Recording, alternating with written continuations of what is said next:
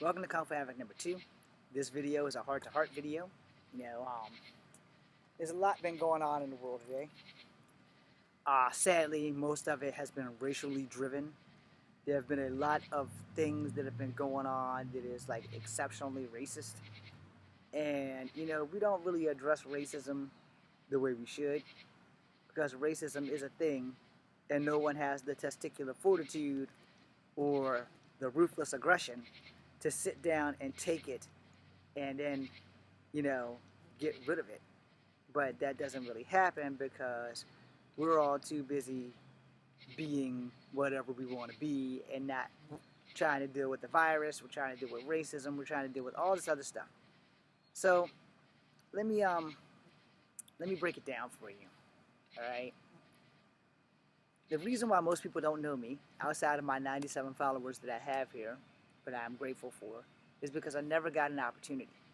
So I was doing some research the other day, and I'm pretty freaking mad because back when I was younger and healthier and so much more prettier, the UFC did not have a strawweight division until 2010, 2013. Now, if they would have had a strawweight division way back in 1993, when I was younger and prettier and more feasible, you guys would know who I am, because I would have been doing my dream, because you don't know how good of a fighter you are until you're actually in a fight. All right, let's keep it real. You don't know how good of a fighter you are until you are actually in a fight. And I don't just mean a controlled environment fight like the UFC. I mean like in a street fight. I know I can hold my own, but I wanted to know how good I would have been in the ring. And doing my research, I went back and I went back and I went back. And let me see if I can find it again. I hate technology. If I didn't need it, I wouldn't have it. This thing done gone anywhere but where it was supposed to go. Okay. So, let's see. Okay. Weight classes in the UFC. Now we gotta wait for this shit to load up. Alright. So you have lightweight, welterweight, and bantamweight. Alright? So back in 1993, none of this shit existed. They just had lightweight, heavyweight, and middleweight. So here in 1993, I was wearing a $120.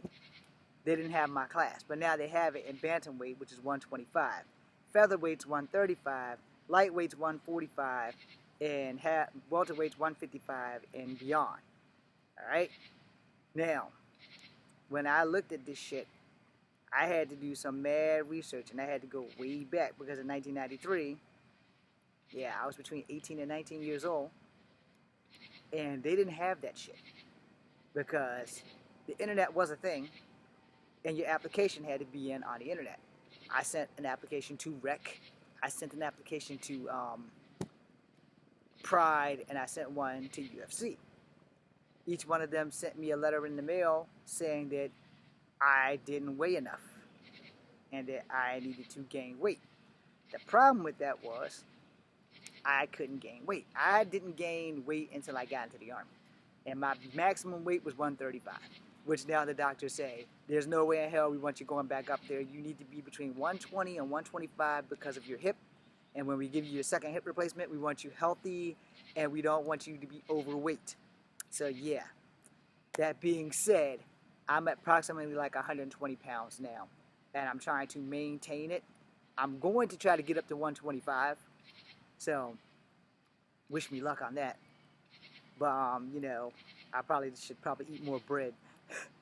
But, the thing is, the only difference between me and everyone else is that I have not been given an opportunity, And then, in fact, I made another video about this stuff with Hollywood and the list. I'm multicultural. I am Cherokee Indian, I am black, and I am white. There really aren't any scripts written for me, which is why I started this Kung Fu Havoc channel.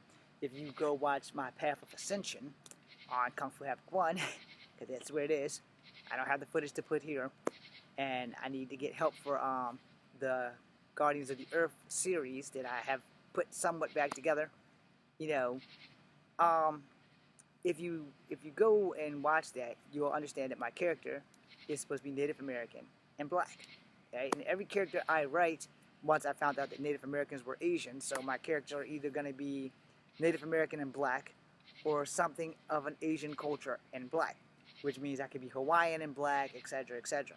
But I was never really playing a character who was black and white. Of course, if you guys see my mom, you'd probably say, yeah, you'd be better off playing a character who's black and white. Here's the thing. I love my Native American heritage. I love it more than life itself. And I will be the first to tell you, if you ask me what race I relate with the most, I would tell you to your face, I feel more Cherokee than anything else. I don't know why. I can't explain it. It's just how I feel. And I made videos. Let's see. I made videos admonishing people from every race that has done bad shit.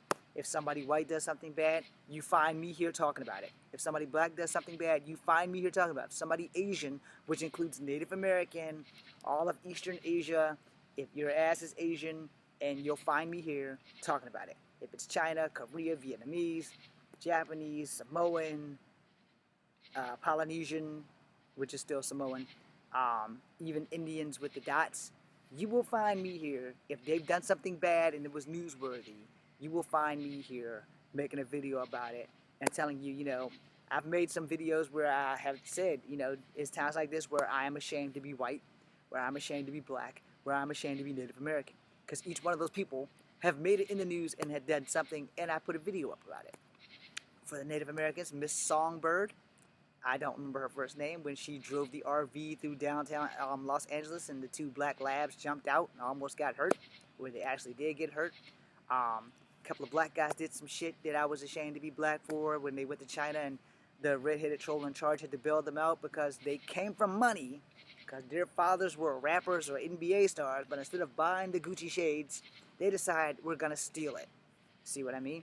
And then there have been some white people that have done some stupid shit, and I have been ashamed to be mixed, because when a white person does something, I can slide away without having to pretend that I'm white, because there's no white features here.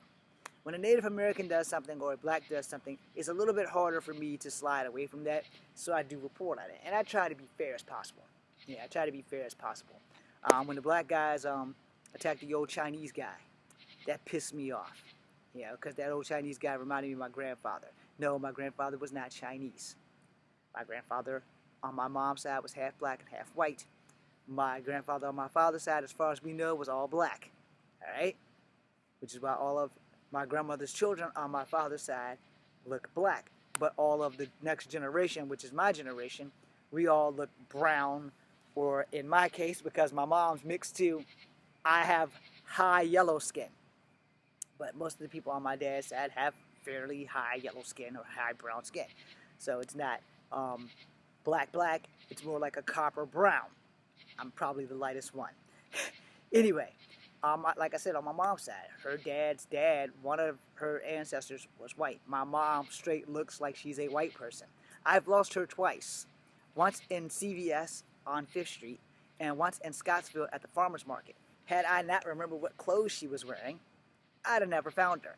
So her nickname is Premium Blend. Don't get me wrong, I love my mom. We have problems. I'll leave it there. But, you know, for me, not being able to do what I love has been a problem. And trying to save my family is how I got into this problem to begin with, by trying to do the right thing and trying to teach people right from wrong. I don't do drugs. I don't believe that you should do drugs. I've only done drugs when I had my hip replacement. And that was medically given to me, you know, and those drugs were another reason why I didn't ever want to do drugs.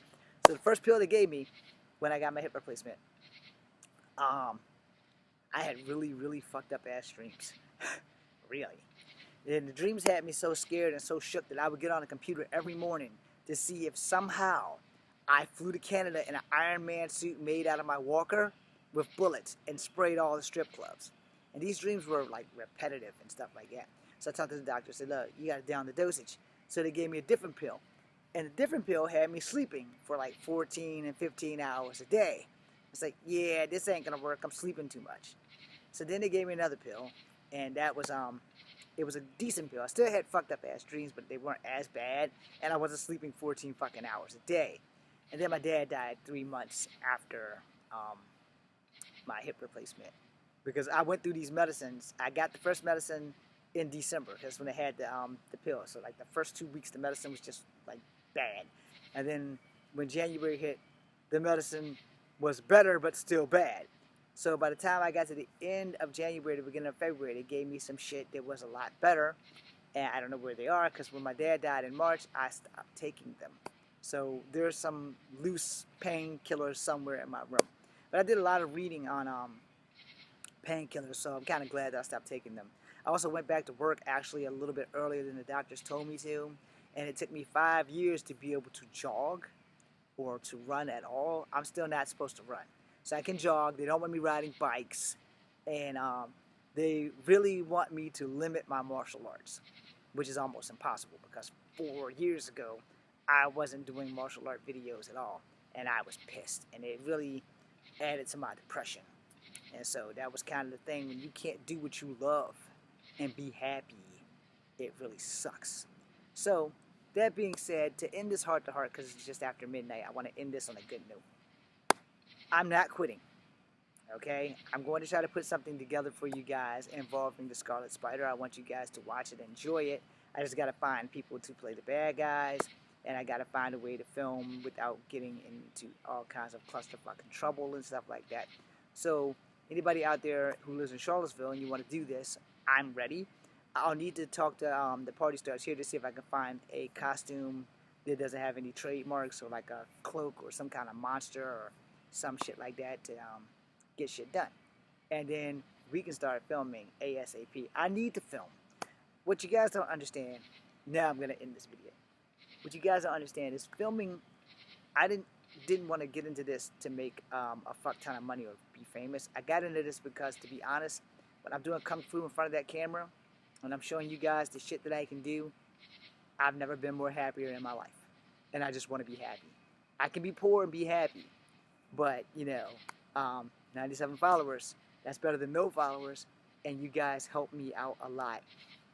You have no idea the battle with depression that it comes and goes. And I have you guys to help me. I do have a doctor. I talked to her, what's today? Tuesday? I talked to her yesterday. And funny joke, I clearly didn't read the appointment thing, because apparently it was supposed to be a phone call. And I went to the medical clinic. So I wound up doing my medical report with the doctor in my car, because she said that we were doing videos, and I totally, that shit went out of my mind. I had a lot of stuff going on with schooling and stuff, and I still have to deal with that. So that being said, I did my report with Dr. Bishop in the car. And I was like, had I been a little bit more receptive, I probably would have just stayed at home. I mean, I got prepared for everything and jumped up and told her how my shit was, and my uncle fight that I had for the last 2 weeks or whatever, and how bad my last 2 weeks were, and all kinds of other stuff. So I want to thank you guys for allowing me a little bit of time in your house, for allowing me to express myself martial art wise, and to come into your lives for however many minutes you choose to watch my videos. It means the world to me that I have somewhere to let go. So again, I'm going to try to make some more Scarlet Spider videos. I'm going to probably put this up on Facebook so I can get the word out. So thanks for watching. This is Kung Fu Havoc number 2. Be seeing you.